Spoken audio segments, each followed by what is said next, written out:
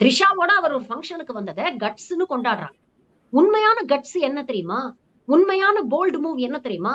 உன் கூட்டத்துக்கு வந்து ஒரு 41 பேர் இறந்து போனா தெரியுமா? இதற்கு மாரல் ரெஸ்பான்சிபிலிட்டி நான் எடுத்துக்கிறேன். இந்த தவறில் எனக்கும் ஒரு பொறுப்பு இருக்கிறது அப்படின்னு சொல்லி, அந்த இறந்து போன குடும்பங்களோட நீ அன்னைக்கு போய் நின்னுருந்தீன்னா, அது உண்மையான கட்ஸ். உன் மனைவியை உன் கூட கிட்டத்தட்ட ஒரு 1/4 நூற்றாண்டு குடும்பம் நடத்திய ஒரு பெண்ண, உன் கட்சியுடைய தொண்டர்கள் வசைபாடுறாங்க அப்படிங்கும்பொழுது, அந்த பெண் பக்கம் நான் நிற்கிறேன். எனக்கு அவங்களுக்கும் 1008 கருத்து வேறுபாடுகள் இருக்கலாம். ஆனா அவங்களும் ஒரு பெண். நீங்க தானே சொல்றீங்க. 8,00,00,000 தமிழர்களும் என் குடும்பம் அப்படின்னு நீங்க தானே சொல்றீங்க. அந்த குடும்பத்துல உங்கள் மனைவி, குழந்தைகளும் அடக்கம் தானே. ஓகே. அப்ப அவங்களுக்காக நீங்க நின்னு இருந்தீங்கன்னா, அது கட்ஸ். இதுவா கட்ஸ்?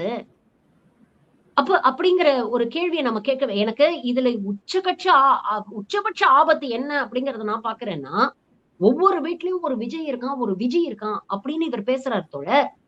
அப்ப நாளைக்கு என்ன மாதிரியான ஒரு முன்மாதிரியாக நீங்க இருக்கிறீங்க? என்ன சொல்ல வர்றீங்க? ஒவ்வொரு வீட்ல இருக்கிற விஜயும் நான் செய்யற மாரி செய்யலாம்.